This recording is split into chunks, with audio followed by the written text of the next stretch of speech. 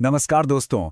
आज के इस एक्सप्लेनर में हम एक बहुत ही गहरे और सोचने पर मजबूर कर देने वाले विषय पर बात करने वाले हैं।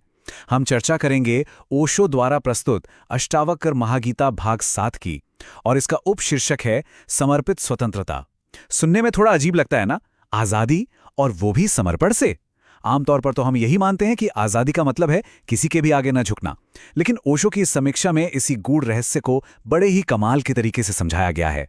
तो चलिए बिना देर किए सीधे इस गहराई में उतरते हैं। अब देखिए, जब भी हम स्वतंत्रता या आज़ादी शब्द सुनते हैं तो सबसे पहले दिमाग में क्या आता है?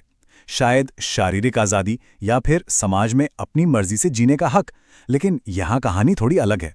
ये किताब उस बाहरी आज़ादी की बात बिल्कुल नहीं कर रही है, बल्कि इसका पूरा फोकस हमारी आंतरिक स्वतंत्रता पर है, यानी कि मानसिक शांति और सबसे बड़ी बात, अपने ही अहंकार यानी ईगो से मुक्ति पाना।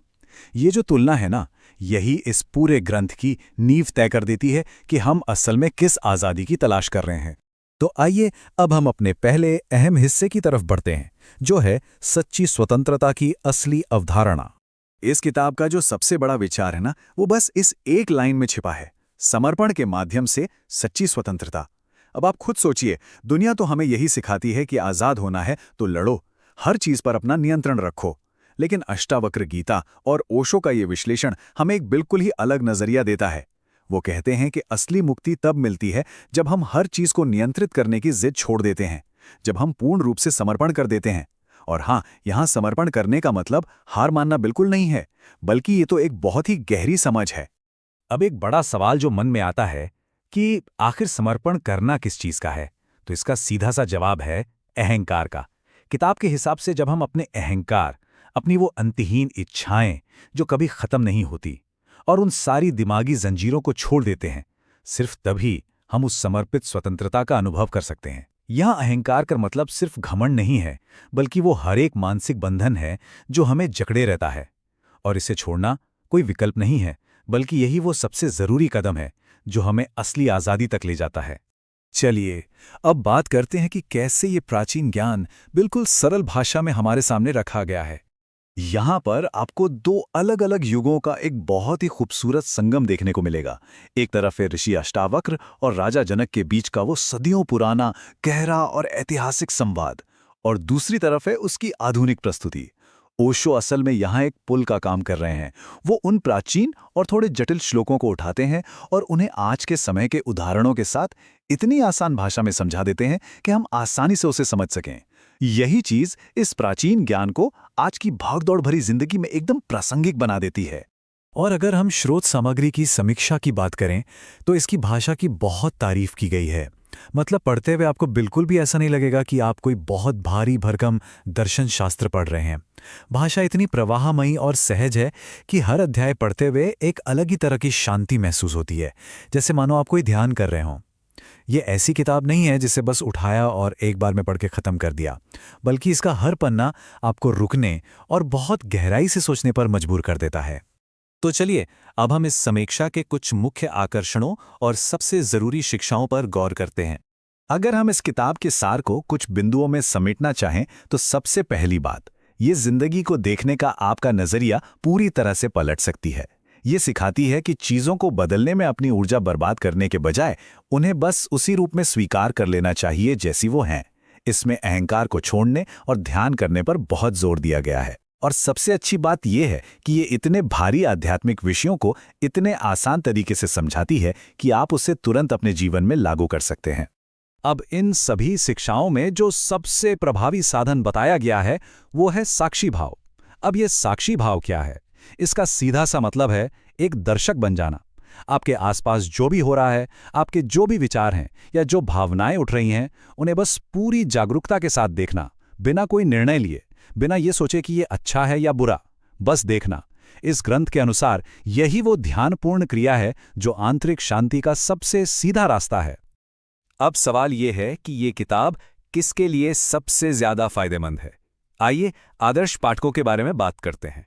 समीक्षा में इस किताब के फायदे और एक छोटी सी चुनौती दोनों को बहुत ही संतुलित तरीके से रखा गया है। एक तरफ ये उन लोगों के लिए किसी खजाने से कम नहीं है जो आध्यात्मिकता में रुचि रखते हैं, या फिर जो आजकल के तनाव, भ्रम या जीवन के असंतोष से जूझ रहे हैं, जिन्हें बस थोड़ी शांति चाहिए। लेकिन हाँ, अगर कोई व्यक्ति अध्यात्म की दुनिया में बिल्कुल नया है, तो हो सकता है कि शुरुआत में उसे ये बातें थोड़ी अमूर्त या ऊपर से जाती हुई लगे। ये इसकी एक संभावित कमी हो सकती है। लेकिन जैसे जैसे आप इसे पढ़ते जाते हैं, चीज़ें अपने आप साफ होने लगती हैं। और इसी के साथ हम पहुंच गए हैं अपने इस एक्सप्लेनर के निष्कर्ष पर, जो असल में एक आंतरिक यात्रा है। तो अंत में एक बहुत ही गहरा सवाल खड़ा होता है, जिस पर हम सबको सोचना चाहिए। क्या सच्ची आज़ादी इस भागदौड़ भरी बाहरी दुनिया में कहीं मिल सकती है, या फिर जैसा कि अष्टावक्र और ओशो कहते हैं, ये हमारे ही भीतर उस गहरे समर्पण और साक्षी भाव में कहीं छिपी है? इस पूरे विश्लेषण का जो सबसे बड़ा सार है वो यही है कि आज़ादी कहीं बाहर नहीं, हमारे अंदर है।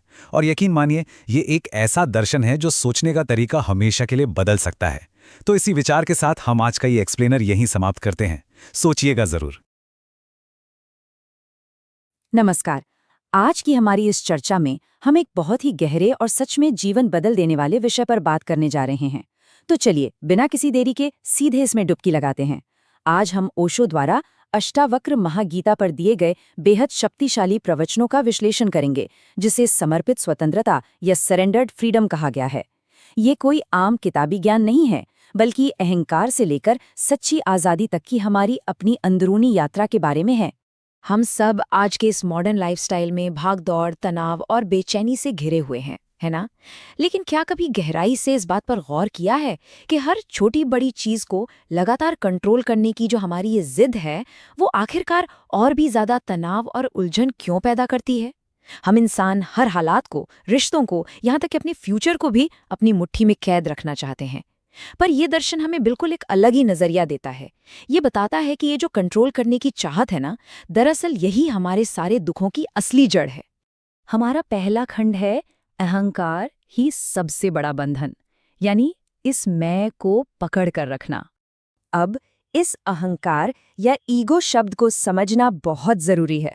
देखिए, आम बोलचाल में हम ईगो का मतलब घमंड से निकालते हैं, लेकिन ओशो के अनुसार यहाँ अहंकार का मतलब वो भ्रम है जहाँ हम खुद को सिर्फ एक शरीर, एक नाम या एक बाहरी पहचान मान बैठते हैं। हम इस मैं से इतनी बुरी तरह चिपक जाते हैं कि यही हमारे डर, तनाव और संघर्ष का मेन कारण बन जाता है। ये सच में एक ऐसा पिंजरा है जो हमने खुद अपने लिए खड़ा किया है, और मजे की बात तो ये है कि हमें लगता है कि यही हमारी असली सच्चाई है। यहाँ दो बिल्कुल अलग अलग अवस्थाओं के बीच का अंतर समझना बड़ा दिलचस्प है। एक तरफ है इस मैं का भ्रम, यानी ये झूठा यकीन कि बस हम ये शरीर या हमारा ये चंचल मन ही है, और दूसरी तरफ है हमारी शुद्ध चेतना। अष्टावक्र बहुत ही साफ शब्दों में कहते हैं कि इंसान न तो ये हाड़ मांस का शरीर है और ना ही ये विचारों से भरा हुआ मन, बल्कि वो सिर्फ और सिर्फ शुद्ध चेतना है। जिस पल ये समझ आ जाता है कि ये सारी शारीरिक पहचान केवल एक भ्रम है, यकीन मानिए जीवन को देखने का पूरा नजरिया ही पलट जाता है। अब बढ़ते हैं हमारी दूसरे खंड की तरफ, समर्पण का असली रहस्य, खुद को जीवन के हवाले कर देना। अक्सर दुनिया में लोगों को लगता है कि समर्पण करना या सरेंडर कर देना मतलब कमजोरी। ऐसा लगता है जैसे हमने हार मान ली हो। पर यहाँ जो बात सबसे कमाल की है वो ये है कि खुद को पूरी तरह से इस अस्तित्व के हवाले कर देना, बिना किसी लड़ाई के, बिना किसी जिद के, ये कोई कमजोरी नहीं है, बल्कि ये सबसे बड़ी ताकत है। जब वो झूठा वाला मैं बीच में से हट जाता है ना, तो जीवन अपने आप बिल्कुल सही दिशा में बहने लगता है। ये हारना नहीं है, ये तो एक बहुत गहरी समझ के साथ जिंदगी को गले लगाना है। तीसरा खंड है जीवन के साथ बहना, यानी अपने सारे संघर्षों को पीछे छोड़ देना। जरा इस बात को महसूस कीजिएगा, ये रूपक कितना सुंदर है। जीवन एक नदी की तरह है। अगर कोई इसके बहाव के खिलाफ तैरने की कोशिश करता है तो वो सिर्फ थकता है, लेकिन अगर कोई उस बहाव के साथ बहता है तो इसे एक बहुत ही सहज आनंद मिलता है। ये हम सभी के लिए बहुत बड़ा लाइफ लेसन है। जिंदगी से लड़ना, जो हो रहा है उसका विरोध करना, ये सब सिर्फ थकान और निराशा ही देता है। लेकिन जब हम उस प्राकृतिक बहाव का हिस्सा बन जाते हैं तो एक अजीब सी शांति और खुशी अपने आप हमारे भीतर से छलकने लगती है।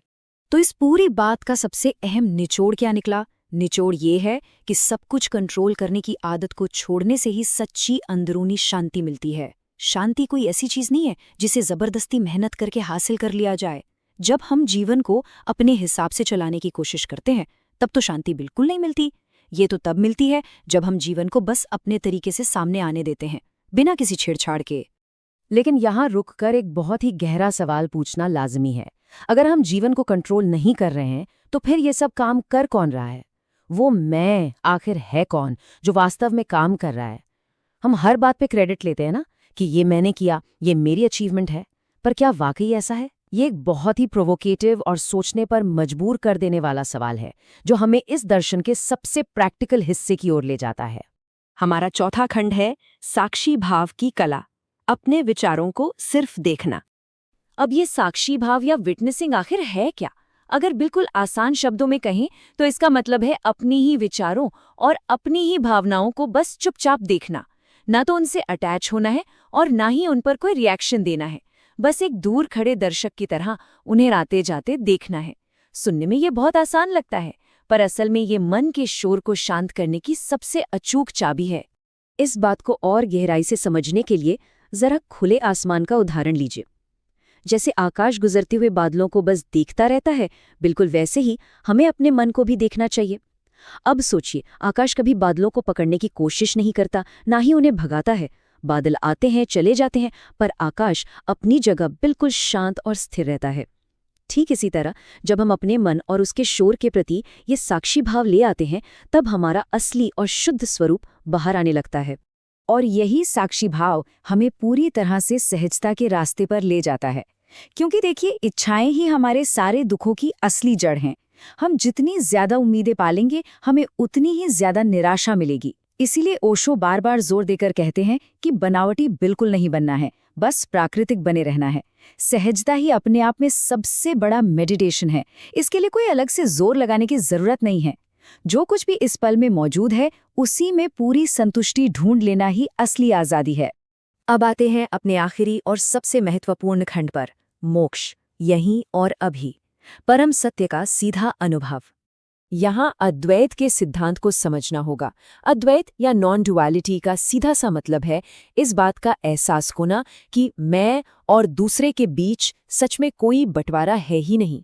हमारी आदत होती है दुनिया को दो हिस्सों में बांटकर देखने की, एक तरफ मैं और दूसरी तरफ बाकी सारी दुनिया।